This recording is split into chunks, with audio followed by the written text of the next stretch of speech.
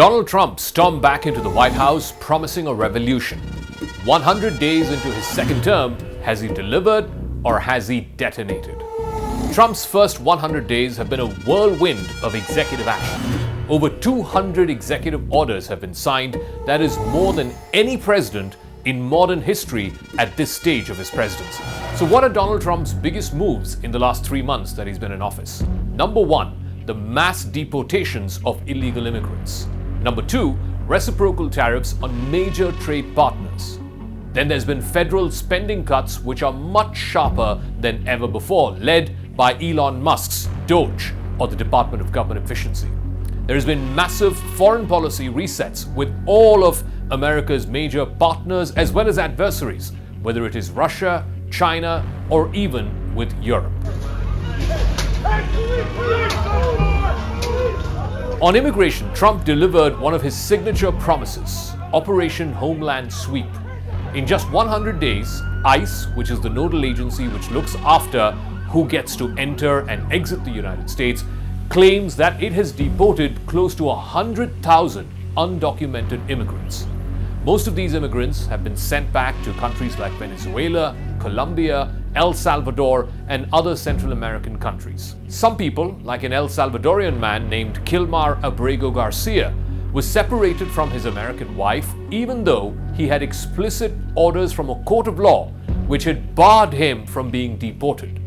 The Trump administration still went ahead. Critics call Trump's immigration moves outrageous and cruel. Trump calls it necessary and a promise that he made to his MAGA voter base.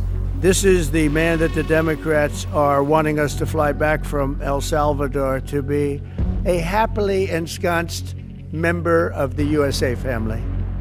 Isn't it a shame? And by the way, I've been hit pretty hard by fake shows, fake news, MSDNC in particular, where they talk about how evil I am, that this man would be thrown out of our country. This man is according to certified statements that we get, is a very violent person. And they want this man to be brought back into our country where he can be free and to stay as a happily Maryland, they call him the Maryland man. He's a Maryland father. No, this is a violent person. But legal challenges are mounting. Many cities have declared themselves as sanctuary cities. Human rights groups have filed over 200 lawsuits. The matter is expected to go all the way up to the US Supreme Court. My fellow Americans, this is Liberation Day. Waiting for a long time. April 2nd, 2025 will forever be remembered as the day American industry was reborn, the day America's destiny was reclaimed, and the day that we began to make America wealthy again. Then came the tariffs. Trump slapped reciprocal tariffs on Chinese, Mexican, European, Indian goods. Over 80 countries around the world bore the brunt of the Trump tariffs. Anywhere between 20% and 50% extra taxes were imposed on any goods that were being imported into the United States from any of these 80-odd countries. There would first be a base tariff of 10% for any good that is coming into the United States, and then there were country-specific reciprocal tariffs which were added on top of it. Trump's message to the world was that it's time to stop ripping America off. But the opposite happened.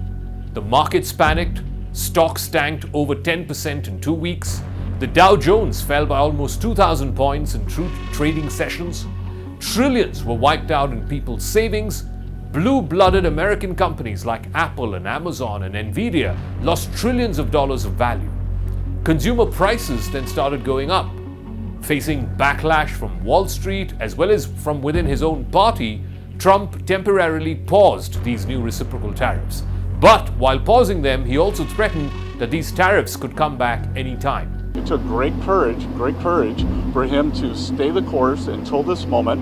And what we have ended up with here, as I told everyone a week ago, they're in this very spot, do not retaliate and you will be rewarded. So every country in the world who wants to come and negotiate, we are willing to hear you. We're going to go down to a 10% baseline tariff for them. The numbers were beginning to tell in the polls as well. According to the CNN-SSRS poll, which polled a large number of Americans at the 100-day mark, Trump's approval rating stands at 42% after 100 days in office. It is slightly higher than what it was at the same time in his first term, when he finished 100 days in his first term in 2017, but at the same time, it is lower than most modern-day presidents. In fact, it is the lowest compared to Biden, Obama, even George Bush. The New York Times Siena College poll puts him even lower at 39% approval, 54% disapproval, which means a majority of the people polled, a majority of people in America disapprove of Trump's second term. Historically, most re-elected presidents have enjoyed a honeymoon. It lasts about 3 months or roughly about 100 days. In Trump's case, his second term honeymoon is already showing signs of marital trouble. 41% approval of him now. It was 44% back in 2017 around the 100-day mark. And what's so notable here is that throughout his second term as president, he tended to be running ahead of where he was in his first term. No longer is that the case. He has fallen below where he was at this point in his first term. Of course, this is just Trump. Let's compare him to other presidents. And I really think this kind of puts a bow on it.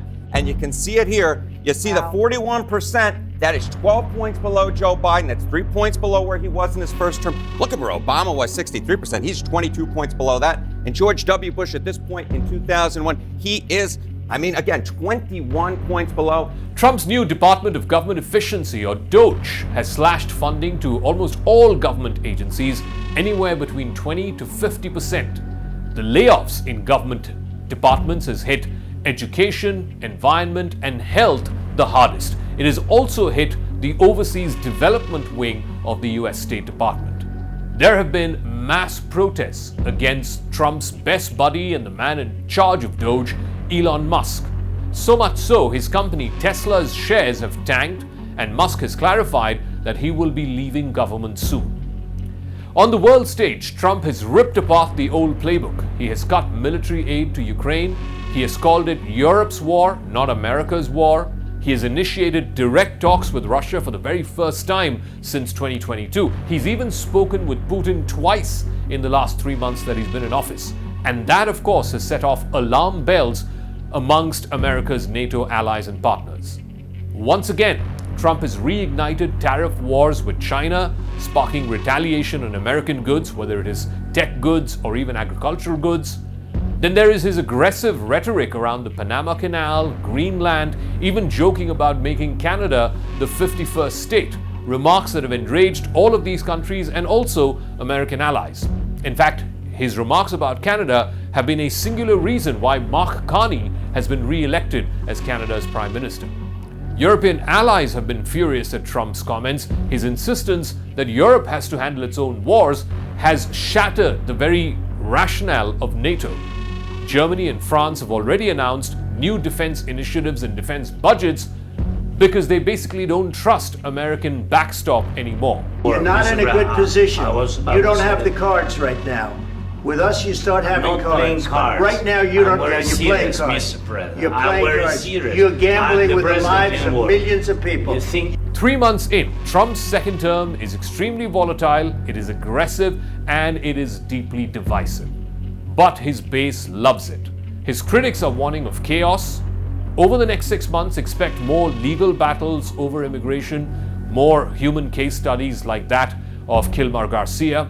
There's going to be potential tariff escalations, particularly if the markets react negatively. China and America are caught in a trade war, with each imposing 100%, 200% tariffs on each other's goods. That's not going to change anytime soon. There will also be foreign policy shocks, particularly when it comes to Europe and Russia and the ongoing war in Ukraine. And domestically, expect a bitter congressional battle over these DOGE cuts and federal budgets. Donald Trump came back to office for a second term, promising America a second revolution. In just 100 days, he has ensured one thing: America may or may not become great again, but the rest of the world will not be the same again.